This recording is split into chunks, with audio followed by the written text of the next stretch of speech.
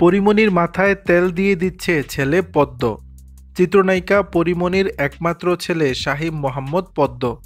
স্বামী শরীফুল রাজের সঙ্গে ডিভোর্সের পর পদ্মকে ঘিরেই তার সব। কাজের বাইরে পুরো সময়টা ছেলেকেই দেন এ নায়িকা। পদ্মর বাবা মা বলতে এখন পরীমনি সব। শুধু তাই নয়, প্রায় সময়ই ছেলের সঙ্গে নানান খুনসুটিতে মেতে ওঠেন পরীমনি। সামাজিক যোগাযোগ মাধ্যমে ভক্তদের সঙ্গেও সেসব শেয়ার করতে ভোলেন না তিনি। এমনকি সময় সুযোগ পেলেই ছেলেকে নিয়ে ঘুরতে বেরিয়ে পড়েন পরীমনি। এবারও তার ব্যতিক্রম হলো না, ফের ছেলেকে নিয়ে আবেগঘন স্ট্যাটাস দিয়েছেন তিনি।